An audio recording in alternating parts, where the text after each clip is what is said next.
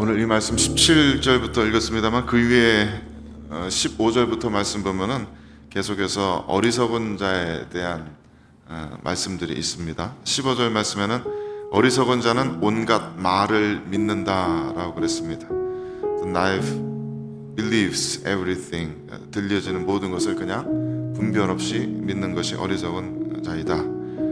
또 16절에서는 어리석은 자는 방자하여 스스로 믿는다 그랬습니다. A fool is arrogant and careless. 흔히들 안 믿는 사람들이 하나님을 믿느니 뭐 내 주먹을 믿겠다 이렇게 말하는 사람들이 있죠. 나는 나 자신을 믿는다라고 말하는 사람들, 그런 사람들에 대한 이야기처럼 보입니다. 그리고 17절에 노하기를 속해하는 자는 어리석은 일을 행한다 했습니다. 무슨 일인지 제대로 알아보지도 않고 쉽게 판단하고 쉽게 화를 내는 것, 어리석은 일을 행한다. 29절 말씀에서도 마음이 조급한 자는 어리석음을 나타내니라 라고 비슷한 말씀을 하고 있습니다. 그러니까 어리석은 자는 온갖 말을 믿고 또 스스로를 믿고 또 쉽게 화를 내고 마음이 조급한 자인데 18절 말씀에 보니까 어리석은 자는 어리석음으로 기업을 삼는다 라고 합니다. The knife inherit foolishness. 어리석은 자는 그 어리석음을 물려받았다는 거죠. 무슨 말이든 쉽게 믿는 것, 또 스스로를 하나님을 의뢰하지 않고 스스로를 믿는 것, 쉽게 성내고 조급하고 어리석은 모습들, 부모에게서 물려받는 어리석음이다 라는 이야기입니다. 하지만 이 워딩에 유의할 필요가 있는데요, 이 얘기는 부모의 모든 어리석음이, 부모의 모든 죄악들이 전부 다 자녀들에게 고스란히 물려진다는 얘기는 아닙니다. 어리석은 자들은 부모의 그 어리석음을 반복한다는 그런 말씀입니다. 한국 교계에 한때 가계 저주론이라는 것이 굉장히 널리 알려졌었습니다. 어떤 책이 좀 크게 히트를 해서 그러는데, 책 쓰신 목사님이 풀러 신학교에서 내적 치유 공부하시다가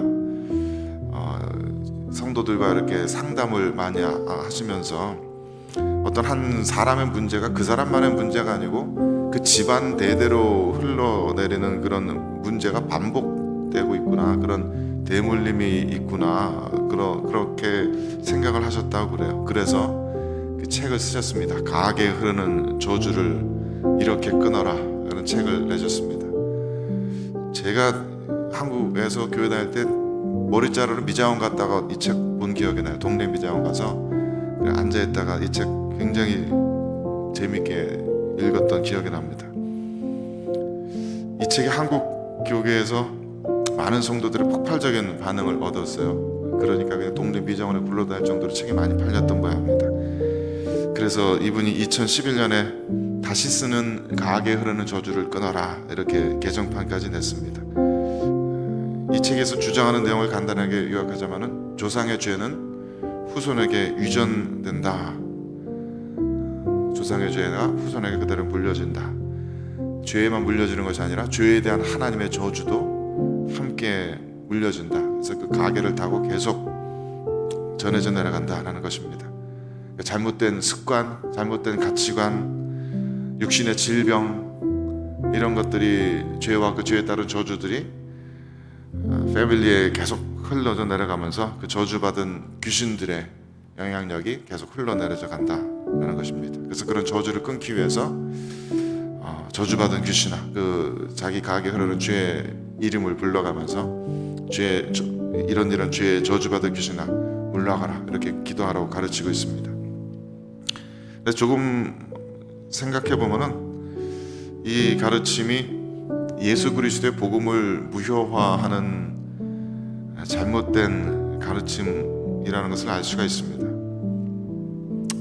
예수 그리스도 안에서 그 인간에게 있는 모든 개의 저주는 이미 끊어졌습니다. 예수 그리스도 안에 있는 것만으로 그 사람에게 있는 모든 저주는 끊어집니다. 가게에 흐르는 저주를 성도들이 이어받는 것이 아니라, 성도들은 그 어떤 죄된 환경에서도 얼마든지 새롭고 복된 삶을 만들어낼 수가 있습니다.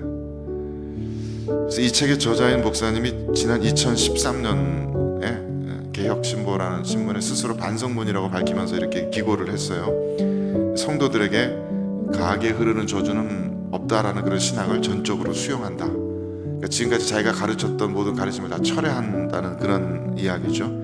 그런 스스로 말씀하시기를 그런 이론은 비성경적이고 목회 현장에서 만나는 그냥 개인적인 체험에만 철저하게 의존했던 것임을 고백한다라고 이렇게 하면서 지금까지 가르쳤던 그런 자신의 이론을 전부 철회했습니다. 그래서 그 책을 더 이상 인쇄하지 않기로 하고 모든 출판사에 남아있는 재고들도 폐기하고 그동안 책 판매를 통해서 얻었던 인세는 전부 다 사회복지 공동모금 또 유니세프에 기부하였다라고 이렇게 밝혔습니다.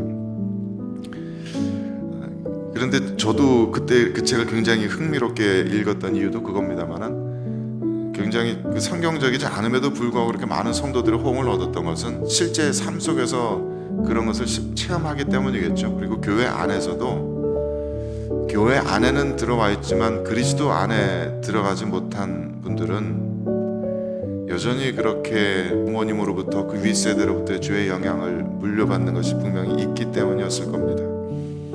몇 번 간증하였습니다만 저희 가정만 해도 저희 할아버님이 3번 결혼하셨고 그래서 가정에 많은 힘든 어려운 것들이 있었고 저희 아버님도 똑같이 그렇게 3번 결혼하셨습니다. 그래서 가정에서 굉장히 많은 아픔들을 겪으셨죠. 그러니까 저희 형제들도 그 영향을 어렸을 때 많이 받았던 것 같아요. 사람들에 대한 거절감의 공포가 굉장히 크고 많은 이혼한 부모 밑에 자녀들이 그런 것처럼 특히 이성에 대해서 마음을 열고 대화하고 건강하게 교제하는 것이 쉽지가 않습니다. 그런데 예수님을 만나고 나니까 그런 상처받은 영혼이 주님의 사랑으로 채워지는 것을 경험합니다. 분명히 할아버지 때부터 아버지로부터 그런 상처와 그런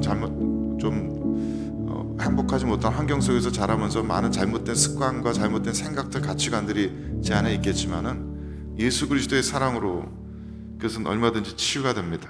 그래서 처음 예수님 만나고 첫사랑에 빠졌을 때 이렇게 새벽 기도회나 텅 빈 교회에 홀로 앉아서 1시간이고 2시간이고 기도하면서 얼마나 많은 눈물들을 흘렸는지 모릅니다. 하나님께서 나 같은 죄 많은 자를 보잘것없는 자를 사랑해 주신다는 그 사실이 얼마나 감격스러운지 지금 돌아보면은 그렇게 주님 앞에 울면서 기도하면서 제 영혼에 마치 구멍난 독과 같았던 제 영혼에 하나님의 사랑이 그 기도 시간에 막 부어지면서 구멍난 독 같던 제 영혼이 완전히 채워지는 그런 경험을 그때 했었던 것 같아요. 지금 돌아보니 그렇습니다. 저 같은 자를 이름 불러가시면서 사랑해 주시고 교제해 주시고 말씀해 주시고 내가 너를 쓰리라 말씀해 주시는 그 사랑 때문에 제 영혼이 그렇게 채워진 것 같습니다. 근데 그렇게 영혼이 주님의 사랑으로 채워지고 나니까 좋은 아내 만나서 좋은 가정, 건강한 가정 꾸릴 수 있게 되고 또 결혼 생활하면서 이런저런 위기도 많았지만은 주님의 말씀에 순종하면서 그 가정을 지켜낼 수 있게 되는 것 같습니다. 그리고 그런 아픔을 겪었기 때문에 저희 자녀들에게는 더더욱 자녀들에게 어떻게 해서든지 상처 주지 않으려고 자녀들의 영혼을 다치게 하지 않으려고 말 한마디라도 더 조심하려고 노력하게 되고 제가 자라면서 받지 못했던 그런 사람들, 격려의 말들, 따뜻한 말들, 긍정의 말들 또 함께 끌어안고 올려드리는 기도의 말들을 이 아이들에게 들려주려고 더 노력하게 되는 것 같아요.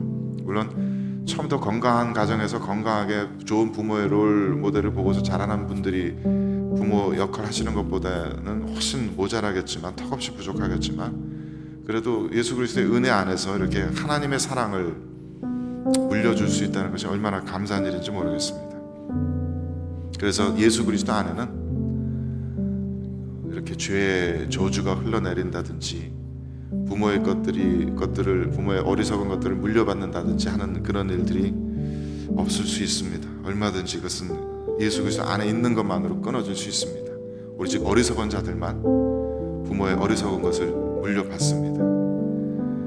그거에 반해서 본문 26절 말씀에서는 이렇게 쓰고 있습니다. 여호와를 경외하는 자에게는 견고한 의뢰가 있나니 그 자녀들에게 피난처가 있으리라. NIV 영어 성경에서 이렇게 번역하는데요. He who fears the Lord has a secure fortress, and for his children it will be a refuge. 여호와를 경외하는 자에게는 secure fortress, 안전한 요새가 있다. 그것이 그의 자녀들에게 refuge, 피난처가 될 것이다. 여호와를 경외하는 사람은 자기의 삶뿐만 아니라 자기 가정을 지키는 요새를 가지게 된 겁니다. 여호와는 나의 요새, 여호와는 나의 산성, 우리를 지키는 그런 산성을 가지게 됩니다. 그것이 다른 무엇보다도 우리 자녀들에게 물려줄 수 있는 든든한 피난처가 되는 것입니다. 하나님 안에서 입술의 말을 조심해가면서 가정 안에서 늘 온유하고 따스한 긍정적인 말을 많이 해주는 그런 가정은 그 자녀들의 영혼을 안전하게 건강하게 키워주고 있는 것이죠. 그래서 부모가 자녀들을 끌어안고 어렸을 때부터 끌어안고 기도해주고 머리에 손 얹고 기도해주고 때로는 함께 눈물을 흘리면서 함께 웃으면서 그렇게 기도하는 그 수많은 기도의 언어들은 결코 땅에 떨어지지 않고 그 자녀들의 영혼에 차곡차곡 쌓이게 되는 줄로 믿습니다. 하나님께서 들으셨고 자녀들의 영혼에도 깊이 있게 자리 잡게 되는 줄 믿습니다. 그런 긍정의 언어들이 나중에 자녀들이 커서 어려움을 당할 때, 흔들릴 때, 세상에서 자꾸 마음 다치고 또 주눅 들고 그럴 때 쉽게 넘어지거나 좌절하지 않고 굳게 서서 자신의 길을 뚜벅뚜벅 걸어갈 수 있는 든든한 피난처가 큰 힘이 되리라 믿습니다. 어제는 제가 설교 말씀하면서 칭찬 일기에 대한 말씀을 드렸는데 그것도 원래는 부모에게서부터 들어야 되는 이야기들인데 부모에게서 받아야 되는 칭찬들인데 부모에게서 그걸 받지 못하니까 스스로라도 해보라고 이렇게 칭찬 일기를 쓰는 거 아니겠습니까? 부모의 사랑의 언어들은 자녀의 영혼을 안전하고 강건하게 이렇게 빚어주게 됩니다. 하나님께 받은 그 사랑이 자녀들에게로 흘러내려져 가면서 자녀들의 의뢰할 수 있는 든든한 피난처가 되는 것입니다. 저도 목회하면서 힘들 때마다 때로는 포기하고 싶어질 때마다 제 아버님께 처음이자 마지막으로 기도받았던 그 순간 임종하시기 이틀 전에 제 머리에 손 얹고 기도해 주시던 그 말씀, 훌륭한 목회자가 되게 해주시옵소서. 그 말씀 한마디 붙들고 힘을 내곤 합니다. 제 아내와 요즘 허물어지고 있는 캐나다 백인 교회의 또 그 가정들 생각하면서 안타까운 마음으로 그런 이야기를 나누곤 합니다.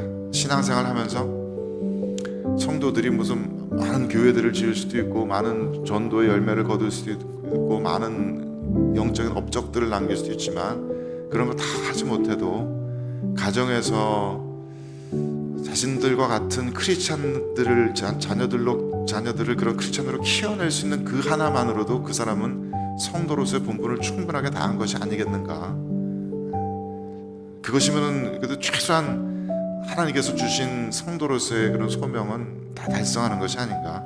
결국 신앙생활의 핵심은 신앙을 물려받고 그 신앙 가운데 살아가다가 그 신앙을 자녀들에게 물려주는 것, 이 신앙이 대를 이어갈 수 있도록 물려주는 것, 그게 신앙생활의 가장 기본적인 핵심 중에 핵심이 아닐까. 아내와 그런 얘기를 나누곤 합니다. 그러니까 지금 백인교회 문제는 지금 더 이상 교회에 젊은 사람이 없다는 그것만이 문제가 아닙니다. 그렇게 신앙으로 키워내지 못한 자녀들이 부모들의 어리석음을 물려받아서 그들 스스로의 인생이 너무나 망가지고 있는 것을 봅니다. 마약에 중독된 자녀들, 이게 또 백인교회 성도분들의 자녀들의 이야기입니다. 마약에 중독되어 있는 자녀들, 범죄를 저질러서 감옥에 들어가 있는 자녀들, 이혼과 결혼을 밥 먹듯이 반복하면서 자녀 관계며 가족 관계며 혼감 누가 누군지도 모르게 복잡하게 얽혀있는 그런 모습들이 백인 사회에 너무 흔한 겁니다. 너무 가슴 아픈 이야기죠. 정말로 이 부모의 어리석은 것을 물려받을 뿐더러 거기에다 자기의 어리석음을 보태서 스스로의 인생을 파괴시키고 하는 그런 모습들이 어떻게 교회 안에서 자라는 성도들의 자녀들의 삶이 이토록 아프게 망가져 있을까. 너무 가슴 아픈 일이에요. 우리라고 그렇게 되지 말란 법이 어디 있겠습니까? 우리들의 자녀들이 우리들에게서 무엇을 물려받게 될까 좀 생각해 보게 됩니다. 우리가 혹시 우리의 자녀들에게 우리의 가장 안 좋은 모습을, 우리들의 은밀한 죄악들을 물려주게 된다면 그것만큼 끔찍하고 또 하나님 앞에 죄스럽고 자녀들에게 미안한 그런 일이 또 어디 있겠습니까? 우리들이 가장 기본적으로, 가장 우선적으로 해야 될 일은 우리의 자녀들에게 하나님을 경외함으로 말미암는 그런 튼튼한 산성 피난처를 물려주는 일, 그것이 가장 중요한 일이겠습니다. 그것이 가장 기본이 되어야 되겠습니다. 우리의 자녀손들이 언제든지 인생의 풍파를 만났을 때 그들의 영혼을 안전하게 지켜낼 수 있는 하나님의 산성, 하나님의 보호하심, 하나님과의 동행, 그런 걸 물려줘야겠습니다. 세상에서 살아가면서 수많은 죄악의 유혹에 부딪힐 텐데 그 죄악에 휩쓸려 가지 않을 수 있는 하나님의 견고한 그 말씀의 인도하심, 그런 것들을 물려줄 수 있어야겠습니다.